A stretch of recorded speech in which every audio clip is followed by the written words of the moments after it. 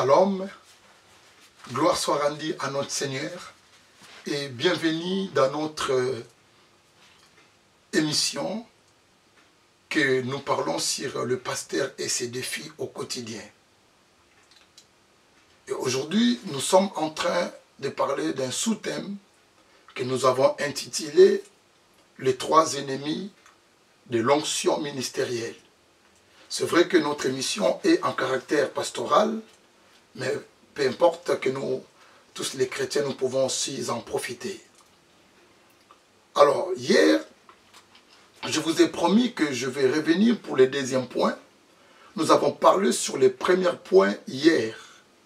Les ennemis de l'onction ministérielle. Effectivement, que notre onction fait face à beaucoup de difficultés ou de défis que nous devons aussi à relever. Comme je disais que la vie d'un pasteur, d'un homme de Dieu, c'est une vie où nous rencontrons beaucoup de défis. Donc notre défi est vraiment permanent, comme je disais, jusqu'au retour du Seigneur. C'est à nous de faire l'effort, de s'accrocher au Seigneur pour pouvoir relever ces défis.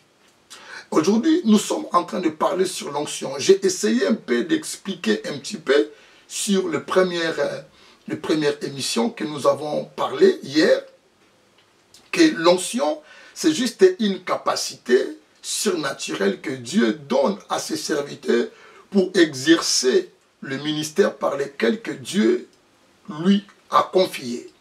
Donc c'est une capacité, c'est un pouvoir.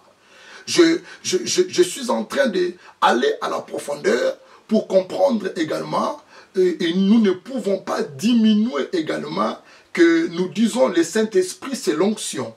C'est le Saint-Esprit qui donne l'onction, mais le Saint-Esprit n'est pas l'onction. Parce que le Saint-Esprit, il est Dieu, il n'est pas seulement une puissance, mais le Saint-Esprit n'est pas seulement un pouvoir, le Saint-Esprit c'est une personne de Dieu. Donc voilà pourquoi que nous sommes en train de dire que tout serviteur de Dieu, il devait avoir vraiment l'onction dans le ministère par lequel que Dieu lui a donné. Et cette onction, c'est à nous maintenant de préserver, de garder cela, parce que sans l'onction de Dieu, il serait difficile pour que vous serviez le Seigneur avec impact et avec puissance et l'autorité. J'aimerais donner un exemple encore pour ajouter encore quelque chose dans l'onction. Je prends l'exemple de Luc chapitre 4 dans le verset 18. C'est un récit, presque tout le monde nous connaissons ça. Et il dit, Jésus entrait dans le temple, il dit, l'Esprit du Seigneur est sur moi. Parce qu'il m'a oint. Il dit, parce qu'il m'a oint. L'Esprit du Seigneur, comme je disais, nous ne pouvons pas séparer l'Esprit du Seigneur et lui-même le Seigneur. Ou l'Esprit du Seigneur et le Saint-Esprit. Quand nous parlons de l'Esprit du Seigneur, nous parlons tout simplement du Esprit Saint. Parce que l'Esprit du Seigneur est saint. Et quand nous parlons du Saint-Esprit, nous parlons de la personne de Dieu. Alors, il dit, car il m'a oint. Qui a oint Jésus? C'est le Saint-Esprit. Il dit, l'Esprit du Seigneur est sur moi, est à moi. L'Esprit de Dieu, le Saint-Esprit est à moi, il m'a oint. Le Saint-Esprit a oint Jésus pour comment? Pour annoncer d'abord la bonne nouvelle. Et c'est pourquoi, même pour annoncer la bonne nouvelle, lorsque vous dirigez une église déjà, même pour prêcher la parole du Seigneur, il est vraiment convenable que vous serez oint. C'est vrai, sûrement, il y a quand même, nous avons nos pères spirituels et nous avons les aînés dans le ministère et ces aînés-là qui vont vous oindre, qui vont prier pour vous. L'apôtre Paul appelle ça la main de l'association pour que vous soyez oints dans ce ministère que Dieu vous a confié. Et l'onction a vraiment pour le rôle dans la vie des serviteurs de Dieu, il dit pour prêcher la bonne nouvelle d'abord. C'est pourquoi vous avez vu lorsque dans la première église, les apôtres commençaient à prêcher la bonne nouvelle, la Bible dit ceux qui entendirent la parole qui sortait de la bouche des apôtres, ils étaient vivement touchés. Qui touche ces gens, c'est l'onction. c'est l'onction qui touche ces gens. Ce n'est pas la phrase que nous pouvons formuler, ce n'est pas la structure que le message était structuré, ce n'est pas ça. Ce n'est pas l'organisation de l'église qui touche les gens, mais ce qui touche les gens, la parole qui touche les gens, lorsque la parole sort avec une onction.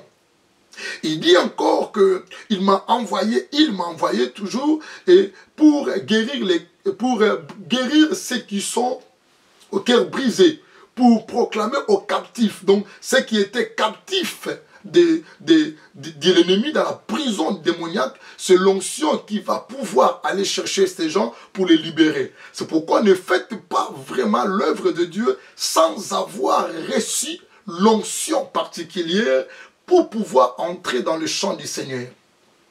C'est un conseil que je donne. Je donne encore un exemple. Quand vous regardez bien pour comprendre encore mieux, j'aimerais vraiment mettre encore une base là-dedans.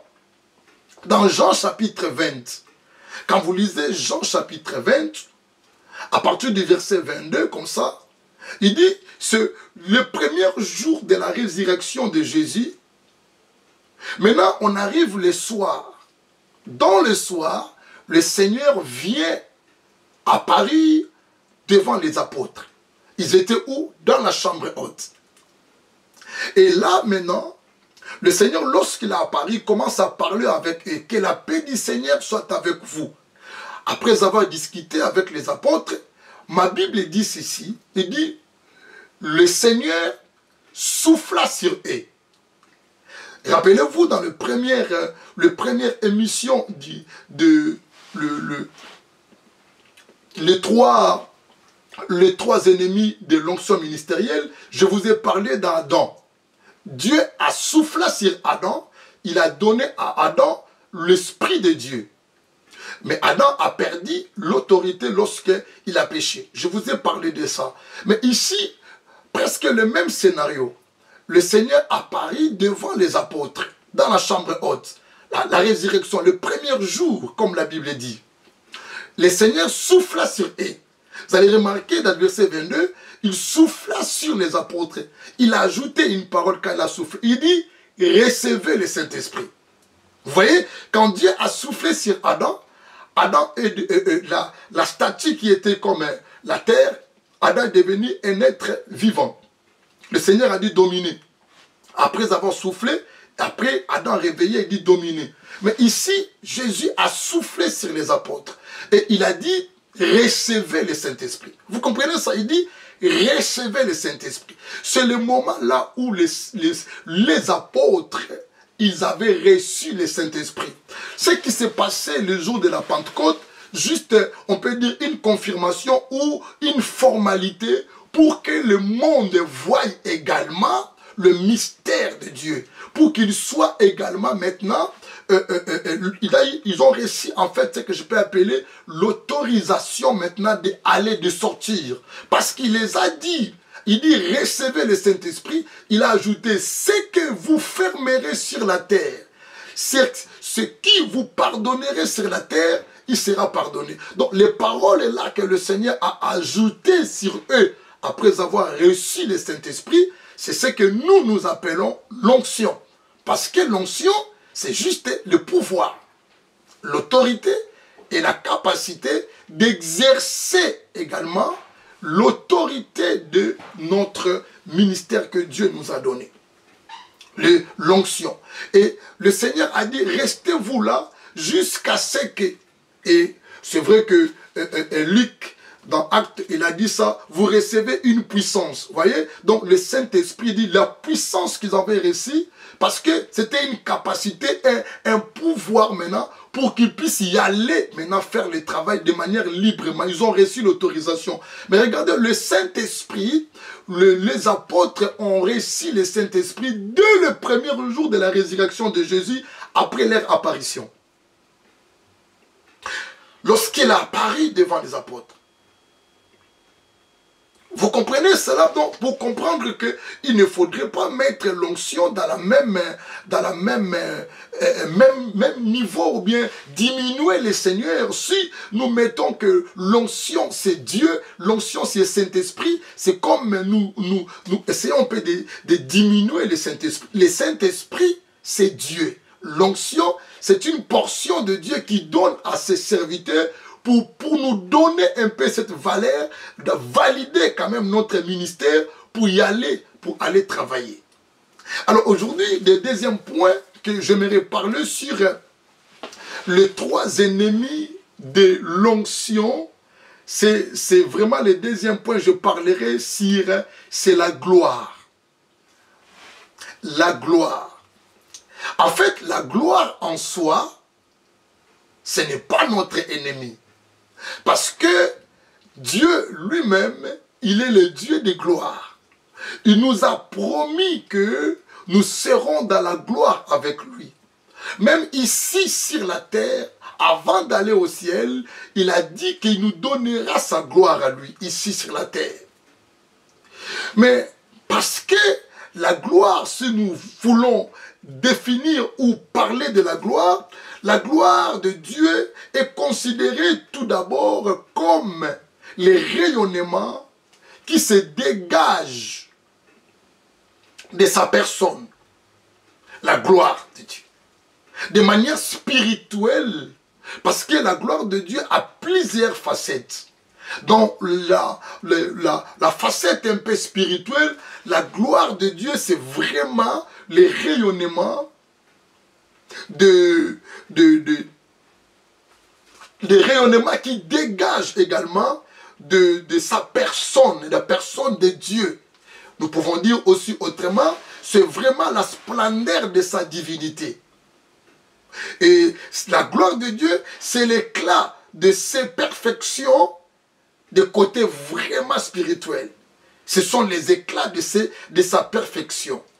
Donc, quand nous regardons la gloire de Dieu dans cette manière comme spirituelle, c'est pourquoi vous avez vu que même dans le livre de Exode chapitre 34, verset 30, la Bible dit Moïse a monté à la monte Sinaï.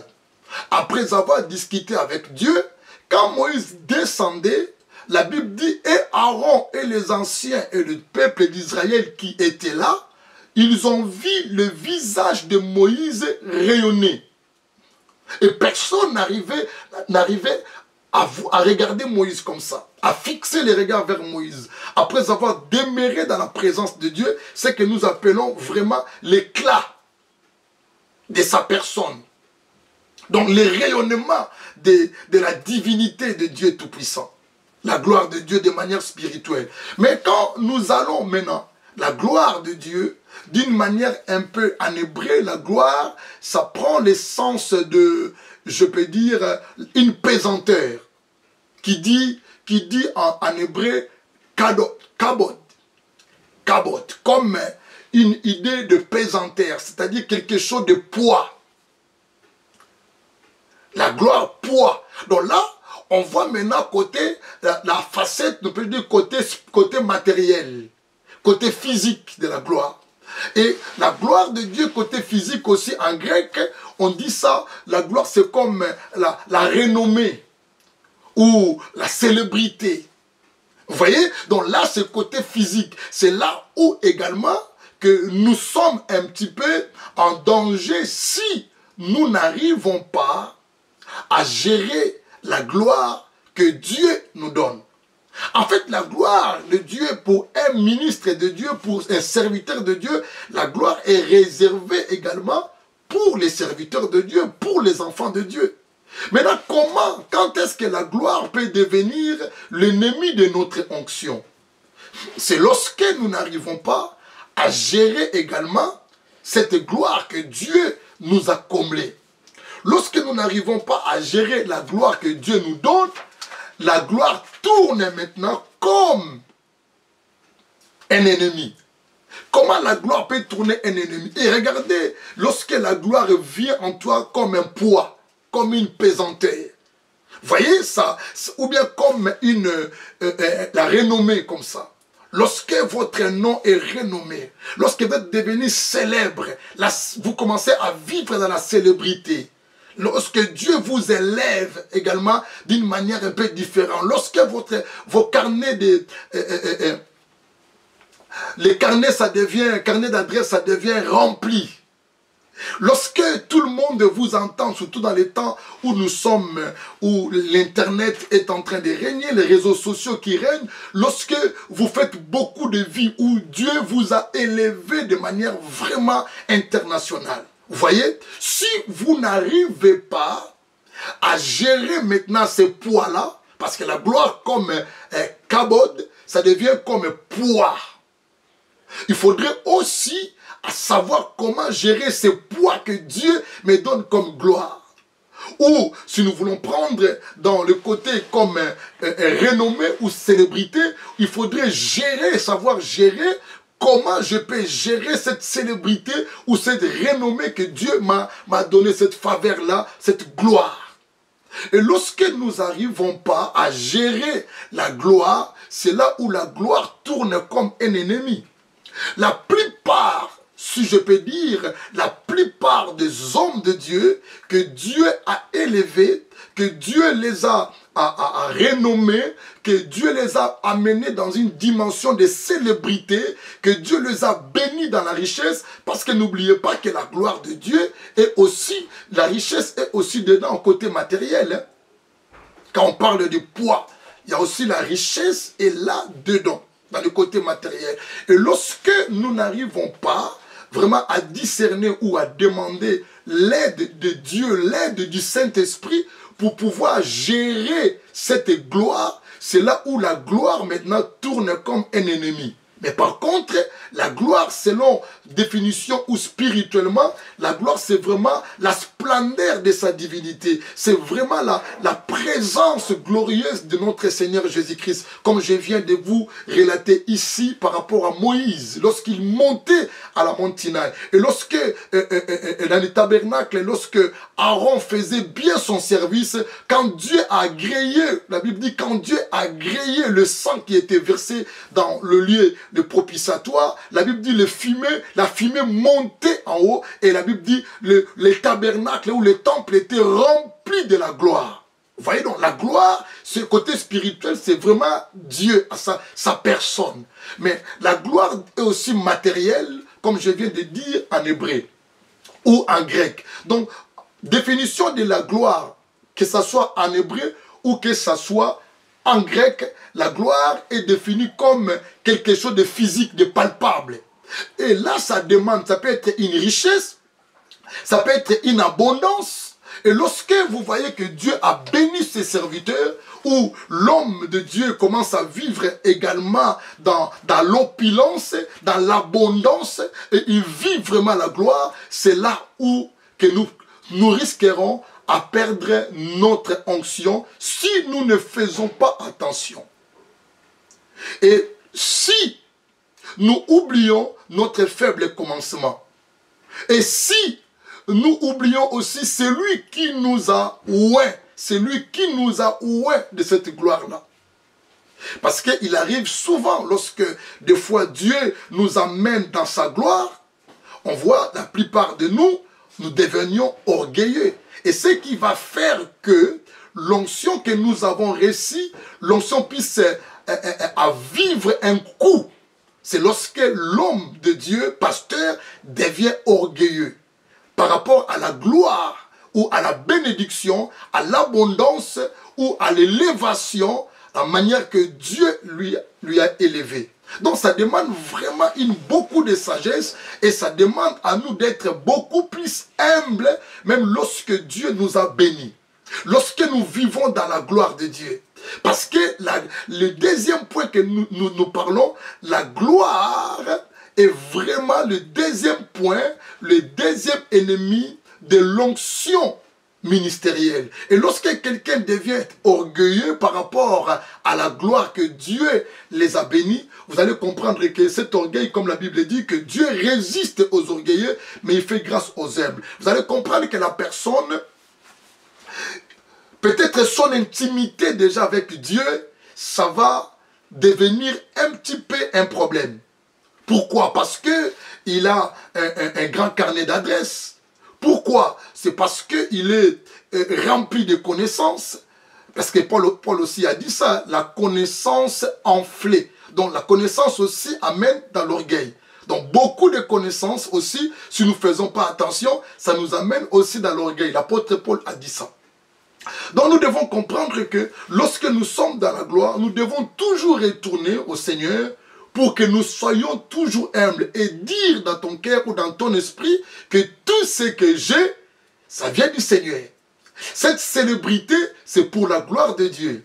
Cette bénédiction, c'est pour la gloire de Dieu. C'est Dieu qui m'a donné et je rends grâce au Seigneur. Et de rester toujours humble. Mais la plupart de nous, vous allez voir, même lorsque quelqu'un qui est vraiment devenu célèbre et renommé, même ceux-là qui étaient les aînés dans le ministère, ils considèrent plus les aînés dans le ministère. Même le père dans le ministère, le père dans la foi, des fois, ils ne considèrent pas. Et nous allons voir peut-être devant la chair comme ça, les gens commencent à attaquer même les aînés dans le ministère ou attaquer même le père dans le ministère. Ça, c'est aussi lorsque la gloire commence à déborder dans la vie d'un serviteur, d'un pasteur. Et il est très important que nous devons comprendre comment gérer notre gloire pour pouvoir garder encore l'onction. Et au fur et à mesure que l'orgueil commence à pousser dans la vie des serviteurs d'un pasteur, suite à la gloire, c'est là où vous sentez que l'onction de Dieu commence à disparaître. La personne peut rester toujours parce qu'il est déjà connu, parce que le monde le connaît, et parce qu'il est devenu célèbre. Donc, cette célébrité-là, des fois, il reste. Mais l'onction qui était avant, il n'a plus cette onction-là. Or, l'onction, comme je viens de vous dire, c'est le pouvoir, c'est l'autorité, c'est une capacité surnaturelle que Dieu nous donne, qui nous accompagne dans le ministère. Et c'est là où vous allez comprendre, peut-être la personne va commencer à forcer le ministère ou à forcer pour guérir les gens, à forcer pour chasser les démons. Or, celui qui est rempli ou qui a gardé son onction, même dans sa gloire, même lorsqu'il vit dans l'abondance, mais l'onction que nous gardons, nous ne forcerons pas pour chasser un démon. Nous allons prêcher la parole et la parole sortira avec beaucoup de vivacité, beaucoup de puissance. Souvenez-vous de Jésus lorsqu'il était en train d'enseigner. Les gens venaient, ils disaient qu'il prêcha comme ayant l'autorité. Donc on peut traduire ça, il prêcha comme ayant l'onction. Vous voyez? Mais lorsque nous commençons même à bouder ceux qui nous ont précédés dans le ministère, Dieu fera tout que cette onction-là va diminuer. Et lorsque l'onction diminue, comme je disais, hein, on reste comme une cymbale qui retentisse. Mais il n'y a aucun pouvoir, il n'y a aucune onction là-dedans.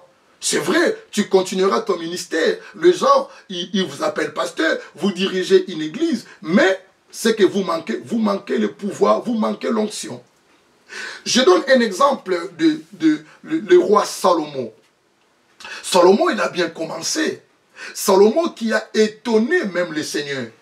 La Bible dit lorsque Dieu a demandé à Salomon de demander ce qu'il a besoin, Dieu croyait que Salomon va dire que Seigneur, je veux vraiment que mes ennemis soient morts, que mes ennemis soient tués. Dieu croyait que Salomon va demander la mort de ses ennemis. Mais Dieu était étonné d'entendre qu'un homme normal comme ça, un homme qui vit sur la terre, qui demande la sagesse. C'était une bonne chose. Et il a demandé la sagesse. Dieu a donné la sagesse et Dieu l'a donné encore de la gloire. Salomon était rempli de gloire. La parure. Salomon était rempli de gloire. La splendeur de Dieu tout-puissant. La renommée de Salomon était répandue partout dans le monde entier. La Bible dit même la reine de Saba, elle venait loin là-bas pour venir entendre la sagesse, la gloire qui était dans la vie de Salomon. Mais mon frère, ma soeur, regardez lorsque la renommée de Salomon a été répandue dans le monde. Salomon n'a pas pu gérer cette gloire. Et la gloire, là, la renommée, a amené Salomon de perdre tout ce qu'il avait, de perdre le pouvoir, de perdre la communion, de perdre l'intimité qu'il était avec le Seigneur, et jusqu'à ce que Salomon a fini sa carrière très mal, son ministère très mal, avec de dieux étrangers. Donc, toute onction que Salomon avait reçue, l'onction était perdue. Pourquoi? Parce que la renommée. Vous savez, quand quelqu'un est renommé, quelqu'un qui est célèbre, quelqu'un qui est connu, si nous ne gérons pas ça bien, la première chose, c'est ce qui s'est fait, ça nous décale, ça nous débranche, je peux dire aussi comme ça nous débranche un petit peu avec cette intimité que nous avons avec le Seigneur. Même notre temps d'intimité, notre temps de prière, notre temps de rester avec le Seigneur, notre temps de jeûne, notre temps de prière avec le Seigneur, de rester vraiment en communion avec Dieu, ces temps-là, des fois, nous n'avons plus ça. Quand quelqu'un est dans la gloire, des fois, il commence à utiliser seulement sa propre connaissance, au lieu d'utiliser la connaissance du Seigneur, au lieu d'utiliser ce que Dieu nous donne.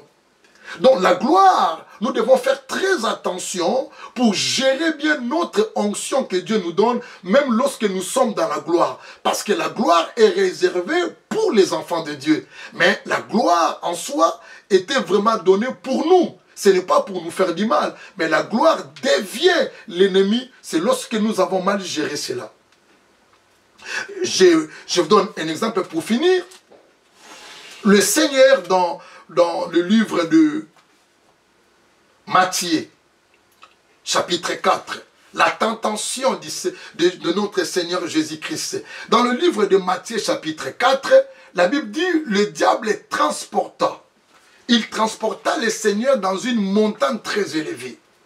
Et il a montré au Seigneur, notre Jésus, il a dit, regardez toute la gloire, le royaume de ce monde et sa gloire. Vous voyez, la gloire comme matériel et sa gloire. La gloire du monde. Il dit, prosterne devant moi et m'adore. Je te donnerai toute cette gloire-là. Vous voyez, donc Jésus n'a pas voulu prosterner devant le diable pour avoir la gloire de ce monde, pour avoir la richesse ou le matériel ou beaucoup d'autres choses.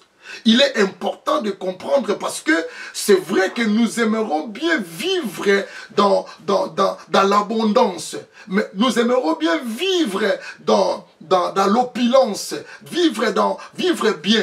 Mais lorsque Dieu nous bénit également, des fois nous perdions le contrôle. Et c'est là qui est très dangereux pour la vie d'un serviteur de Dieu. J'aimerais dire à tous ces serviteurs de Dieu, parce que Dieu nous a promis la gloire. Lorsque nous allons vivre notre période de la gloire, nous devons faire très attention de gérer bien notre gloire pour ne pas donner l'accès à l'ennemi pour détruire notre onction. Que Dieu vous bénisse. Demain, nous parlerons du troisième point. Portez-vous bien. À très bientôt. Au revoir.